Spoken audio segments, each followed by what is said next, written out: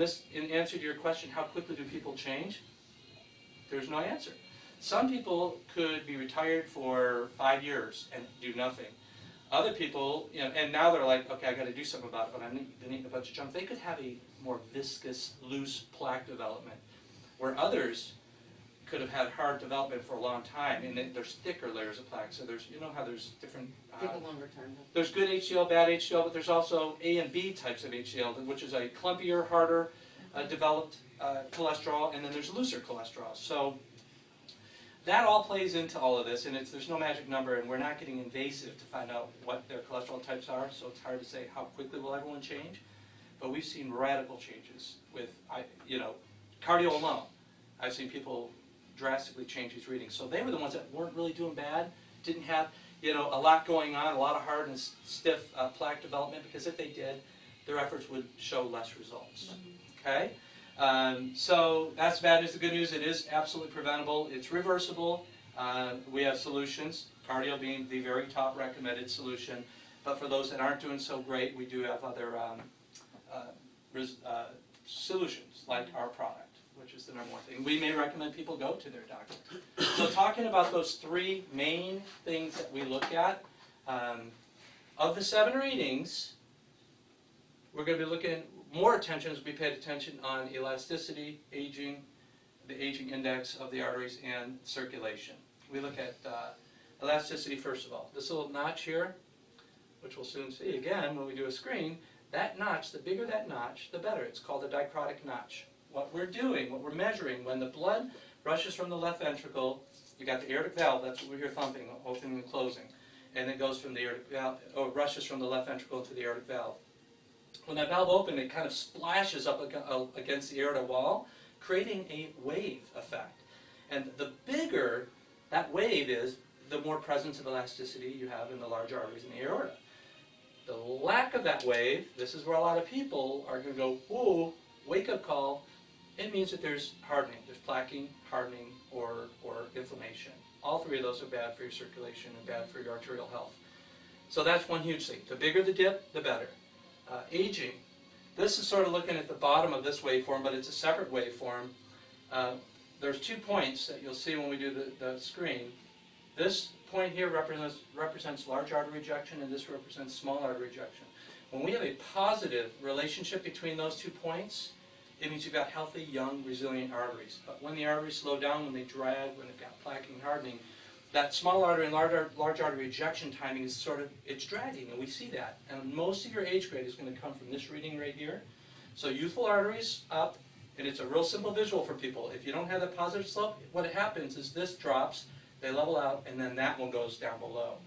Those things could age your arteries up to an 80 or 90-year-old.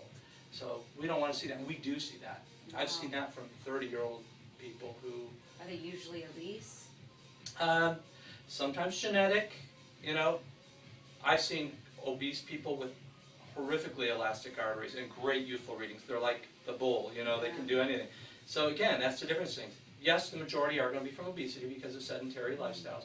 But here's the other thing is, obese people, if they're active, if they're really obese but they're actually still getting up and doing daily activities and doing things, they're challenging their arteries. Yeah. They're actually doing they're carrying around more weight than they're working their heart and arteries harder than the average person does. And then we look at circulation.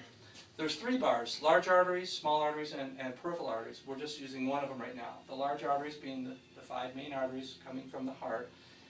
We want people to be in the normal range here. Good circulation in those arteries is crucial. So when people are compromised there, if they're compromised in any one of these 3 areas, mainly these 2, if they're doing really, a little elasticity, you can regain. But if you've got weak dragging arteries and you've got really poor circulation, now we know, okay, this client's at risk. We're not going to throw them into the program that those guys are doing out there right now. It would just be really dangerous. So you'll have to probably tweak and come up with a decreased percentage that they're going to be working on just for safety. And then once we come back and screen them and see that these things are all turning around and getting in the right direction again, they would probably be wise to be on some type of supplementation, don't care whose, but that will also help to dissolve that plaque that we're dealing with that's causing bad readings.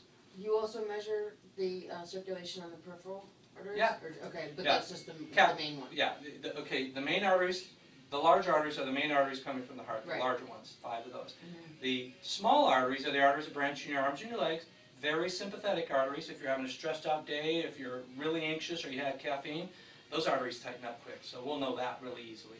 And then the capillaries or your peripheral arteries, those really don't have much of an effect. You can have really cold hands and poor circulation in them, but excellent arterial health overall. Or vice versa, you could have really great circulation in capillaries and have poor readings in the others. They don't, even though we capture it, it's not a crucial reading. Going back to caffeine, how does caffeine affect your arteries again? Well, the sympathetic arteries, the arteries that are more responsive to your fight or flight, you know, just like what happens when you get blue and red lights behind your car, Yeah. your body just automatically, Speed up. it's your sympathetic nervous, yeah. Run The ramp You take a quick left and you speed up. It's just your sympathetic. You've got a parasympathetic nervous system and your sympathetic. Your sympathetic is the one that just, you know, it causes you to jump. It causes you to react more. And that's what's happening. Anxiety, caffeine causes things to tighten up. For me, definitely, I'm very sensitive to caffeine. I like it. Josh wants the music switched to DVD. Of course he does. Thank you. So for me, my small artery circulation when I have coffee will always be a little bit compromised. That's just a give that, you know, those arteries aren't as important to me as the large artery ones. Yeah. There's a lot of variables So, right. variables that will go into the other one. The larger arteries, there's not a lot that you can do on a daily basis that's going to change it one way or another. True. Right? And Like if I today could be different from tomorrow from my. They all change a little bit because your sympathetic nervous system, but we're really looking for the big red flags. I mean, we don't see this notch, we see this going the wrong direction, and this is over here. That's not stuff that just changes a little bit from Right. your anxiety or your sympathetic nervous system. Okay. So those are the bigger pictures that we're looking for. And then, you know, they're just snapshots of what that arterial plaque, we already showed you the little artery, how quickly the plaque can develop. And that layer of cells that's supposed to produce nitric oxide just can't do it anymore. But because it's reversible and you're 62, perhaps, you can get rid of that plaque as long as you're doing cardio and Yeah, eating there's- healthy. Now- Although now it could where- break off and then jam something up. And No, then it doesn't leave. happen. That never has happened. Remember, this is doing what your arteries are supposed to do. We're not throwing something in there that's like a chisel just knocking off big chunks. It is helping your body absorb it back into your system Okay. and dissolve it. It never once, and that was my first question when I decided, all right, if we're going to private label a product because we got a good price and we got a good product, I started asking those very simple questions. I don't want to cause something Right. like that, but now that's totally not what's happening. Okay. So, and then the solutions are very simple. Exercise, the top one. We explain to people what's happening to the arteries. And I like everyone I ask, no matter where I am, I will tell people what is happening to your arteries when you get your heart rate, when your heart rate increases. And the key answer that I usually wait for is they expand. When the arteries expand, plaque don't have a place to take residence. That's a real simple message for people to understand. So even if it's sometimes, for those that aren't going to get out at all, I will tell them, look, get on your treadmill, do a 30-second sprint. Run up and down the stairs at your apartment complex. Do something. Once you get that up to the talk test, if you can't talk very well at all, you've already stretched your arteries. But we want people to have endurance. We want, we want healthier bodies. We want weight loss. We want the whole lifestyle to come together, not just healthy arteries. Because what good is healthy arteries if you're limited in a lot of other areas? So yes, exercise, diet is oftentimes. I mean, we don't have to say too much about that. If you're eating junk food, you're producing junk. And then there are different types of supplements that are all good for the arteries. These happen to be just all the ingredients in ours because those are all laser-focused, heart-friendly products. And again, it was created by a team of medical doctors and naturopaths. So that's the bottom line. Energy, stamina, longevity, quality of life. Those are the things we strive for. That's what our screening helps create awareness to. So we can go ahead and do a screen now. Are there any other questions on this? Do you like this snapshot if I were to do it? Oh, yeah. You're asking questions, so it will be actually a little bit quicker Yeah. for your audience.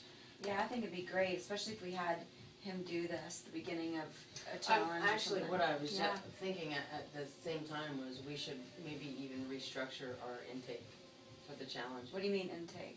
Like, sit down and have a huge orientation. Carla, Oh, yeah. Joe, Because there's so Tony, much. me, There's so much. Josh. Yeah. And our There's so much clients stuff have been that- asking for that for years.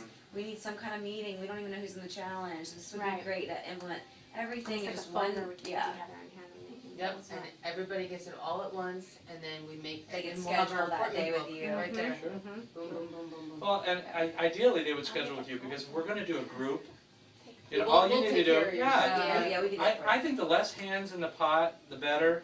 So all you'd have to do is just say, all right, Tony, we got 15, we got We could 20, do we it on got a video. 30, Typically, whatever. what we do is a Video. 2-day window, because a lot of people, you know, some people work, and what happens is, Joe, the guy who does the bod pod measurements, he'll give us like this week he was here on Monday and Tuesday, because there's some people who can't come Monday, some people can't come in the morning, some people can't come in the evening. I can come and do this twice. I mean, if you're gonna have an intro group venue like you're talking about, I have no problem coming twice, Right.